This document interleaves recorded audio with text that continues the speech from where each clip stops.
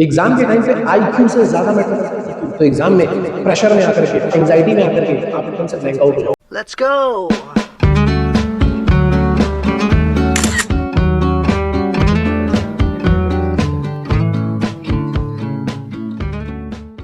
नमस्कार दोस्तों, मैं हूं शोभित और आज के वीडियो में मैं आपको बताने वाला हूं एक मास्टर क्लास के बारे में जो ये कमिंग संडे को होने वाली है। तो यार देखो, मैंने कुछ दिन पहले एक मास्टर क्लास बनाई थी, दैट इज सी प्रोग्राम।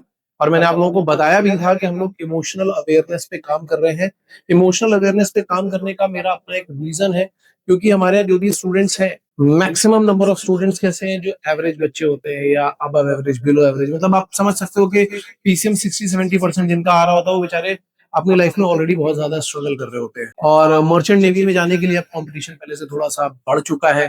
तो जब बच्चे पढ़ना शुरू करते हैं, चाहे वो किसी भी कॉम्पिटिटिव एग्जाम की बात हो रही हो, चाहे वो जेई की हो रही हो या फिर वो सिविल सर्विसेज की हो या किसी की भी हो, हर जगह पर कंपटीशन जहाँ पे ज्यादा होता है या जहाँ पे कम होता है, या मतलब वहाँ का जो क्राउड होता है, वो सब लोगों में ये प्रॉब्लम आती आती है। जब आप एक साल की प्रिपरेशन करोगे तो एक साल के ड्यूरेशन में, बीच में एक ऐसा टाइम आएगा ही जहां पे आपको सेल्फ डाउट होने लगेगा, जहां पे आपको ये लगेगा कि यार पता नहीं मेरा हो पाएगा या नहीं हो पाएगा, अगर मेरा नहीं हुआ तो क्या होगा। और उस सेल्फ डाउट से और ज्यादा एंजाइटी क्रिएट होने लगती है कि अगर मेरा सिलेक्शन नहीं हो पाया तो क्या होगा, पूरा एक साल चला गया, मेरे पूरे पैसे चले गए तो क्या होगा। ठीक है।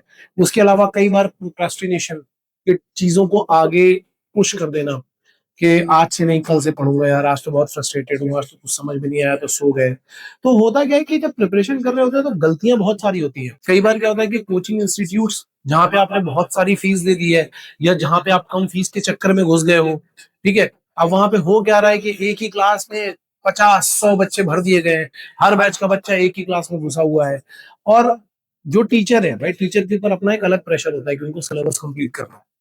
तो कई बार टीचर नहीं ध्यान दे रहे होते हैं, या कई बार टेस्ट पेपर हो रहे होते हैं, तो टेस्ट पेपर होने के साथ साथ में उसकी एनालिसिस जो अपने को खुद से करनी पड़ती है। एक एनालिसिस तो होती है, देखो जैसे मेरे ऐप पे आकर के आप टेस्ट दोगे तो ऐप आपको एक एनालिसिस दे देगा, लेकिन वो आपकी रियल एनालिसिस नहीं है। मतलब मैं ये नहीं बोल रहा हूँ गलत एनालिसिस है, वो सही है, बट आपकी रियल एनालिसिस तब होगी जब आप खुद ये एनालिसिस करोगे कि मैंने कितने क्वेश्चन गलत किए, कितने क्वेश्चन सही किए, कौन से टॉपिक से थे, गलतियां क्यों हुई। और ये एनालिसिस आप एक कोच के साथ में करोगे, तब जाकर के आपको रियलाइज होगा कि आपकी प्रॉब्लम्स क्या है। मैं आपको बताता हूँ कि हमारे यहाँ बच्चे जब आए थे, शुरू शुरू में एक दो बच्चे ऐसे भी थे जिनके 100 में से 2 या 3 नंबर आ रहे, और वो इतना ज्यादा फ्रस्ट्रेशन में थे कि सर हम जाना चाहते हैं, हमसे नहीं हो पा रहा है। ठीक है। और मैंने उनको बोल भी दिया था कि ठीक है, तुम्हारी चॉइस है, अगर तुम्हें नहीं करना तो तुम्हारी चॉइस है। बट समहाउ उन्होंने फिर एक्शन लिया कि नहीं नहीं सर, मैं 1 महीने 2 महीने और ट्राई करूंगा, 100% दूंगा। तो जब हमने उनकी एनालिसिस करी तो हमने उनको 2 नंबर से 4 नंबर, 6 नंबर, 8, 10 ऐसे, अब उस बच्चे के 100 में से 45 नंबर आ रहे हैं। तो ये बहुत अच्छा ग्रोथ है, लेकिन ये ग्रोथ ऐसे ओवरनाइट नहीं आ जाता, ये बच्चों को मारने पीटने से नहीं आ जाता। नहीं, देखो होता क्या कि अब एक बच्चा है 60-70% का, उसको क्लास में नहीं समझ में आ रहा है, तो वो करेगा क्या, वो कुछ ना कुछ शैतानी ही करेगा। अब कई लोग क्या करते हैं, शैतानी कर रहा है, दो पनिशमेंट मारो। मैं ये नहीं बोलूँ कि पनिशमेंट मत दो, पनिशमेंट देना जरूरी होता है अगर कोई बच्चा बहुत ही गलत काम, और पनिशमेंट देना हो तो मैं तो ऐसा पनिशमेंट देता हूँ कि बच्चों को बाहर ही निकाल देता हूँ कि आप क्लास से ही जाओ। तो ये एक अच्छा एग्जाम्पल सेट करता है। अब कई लोग करते क्या, पनिशमेंट दिखाने के लिए कि देखो हम पनिशमेंट दे रहे हैं और बिजनेस का भी लॉस ना हो, तो ये सब नाटक नाटक ही करते हैं। पनिशमेंट हम भी देते हैं, ऐसा नहीं कि पनिशमेंट नहीं देते हैं, लेकिन पनिशमेंट देने से पहले में ये सोचना पड़ेगा कि उस बच्चे का मेंटल स्टेटस क्या है। तो उस मेंटल स्टेटस पे काम करना बहुत जरूरी होता है। बच्चे के दिमाग में ही एक ड्रीमर है, एक डूअर है और एक क्रिटिक है। इन तीनों के मिक्सचर से ही उसकी पर्सनैलिटी बन रही है। और इसी पर्सनैलिटी की वजह से कई बार क्रिटिक आपको रोक लेता है, आगे नहीं जाने देता, और डर और ये वाली स्थितियां पैदा कर देता है। तो हमें साइंटिफिकली समझना होगा कि हमारा ब्रेन कैसे काम करता है, इसको हम कैसे ओवर पावर कर सकते हैं, मतलब हम कमांड में कैसे आ सकते हैं, हम अथॉरिटी कैसे ले सकते हैं। तो इसके ऊपर मैंने ऑलरेडी एक मास्टर क्लास की थी जिसका नाम था सी master class, success through emotional awareness.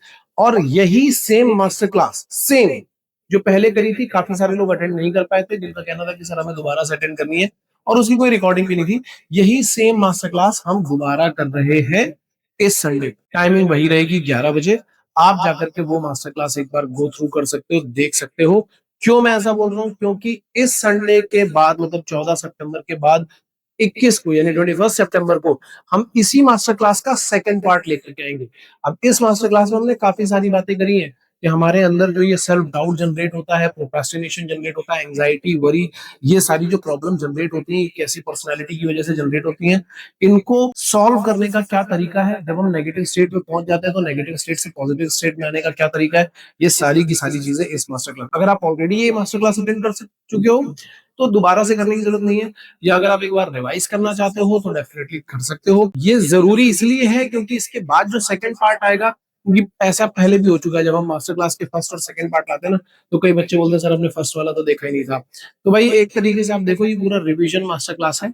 फिर से मैं 14th को इसलिए करा रहा हूँ ताकि मैं 21st को इसका सेकंड पार्ट दिखा सकूं, आप लोगों के साथ में करा सकूं, ताकि आप चाहे किसी भी इंस्टीट्यूट में पढ़ रहे हो, चाहे ऑनलाइन में पढ़ रहे हो, चाहे ऑफलाइन में पढ़ रहे हो, कहीं पे भी पढ़ रहे हो, आपको ये पता चल सके कि आपके अंदर की प्रॉब्लम्स क्या है। एग्जाम के टाइम पे आईक्यू से ज्यादा मैटर करता है ईक्यू। भले ही आपको कई सारी चीजें आती हो, लेकिन अगर आपके इमोशंस आपके कंट्रोल में नहीं है तो एग्जाम में प्रेशर में आकर के या एंजाइटी में आकर के आप एकदम से ब्लैंक आउट हो जाओ और बहुत सारे क्वेश्चन छोड़ दोगे या गलत कर दोगे, और बाद में क्या बचता है, सिर्फ ब्लेम गेम कि ये क्यों नहीं हुआ, क्योंकि उसकी वजह से नहीं हुआ, उसकी वजह से नहीं हुआ, क्लास में ऐसा नहीं हुआ था।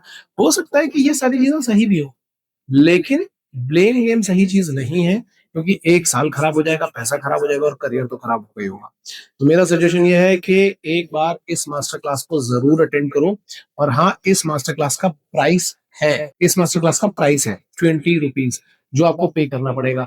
ये मैं इसलिए कराता हूँ यार, ताकि यहाँ पे जो भी लोग आए वो जेन्युइन कैंडिडेट्स हों। एंड डोंट वरी, जब आप ये 20 रुपीज का मास्टर क्लास अटेंड करोगे, आपको मोर देन 2000 के वैल्यूज इसमें ऑलरेडी मिल जाएंगे, काफी सारे पीडीएफ मिल जाएंगे, काफी सारा मटेरियल मिल जाएगा, तो आप वो चिंता मत करो। हालांकि कई बार इसमें भी स्पैमर आने लगे, जैसे मैंने अभी कहूट वाली मास्टर क्लास कराई थी, तो उसमें एक दो स्पैमर थे जो दूसरे कोचिंग इंस्टीट्यूट के नाम ले रहे थे, उल्टी सीधी बातें लिख रहे थे, तो हमें उनको बाहर निकालना पड़ता है, या अभी भी पड़ेगा, ये सब हमें करना पड़ेगा। लेकिन स्टिल मैं आपको सजेस्ट करूंगा कि आप ये वाला मास्टर क्लास जरूर अटेंड करो, अगर आप IMUCT का प्रिपरेशन अच्छी तरीके से करना चाहते हो। Okay, so with this information, Shobhit signing off, all the best.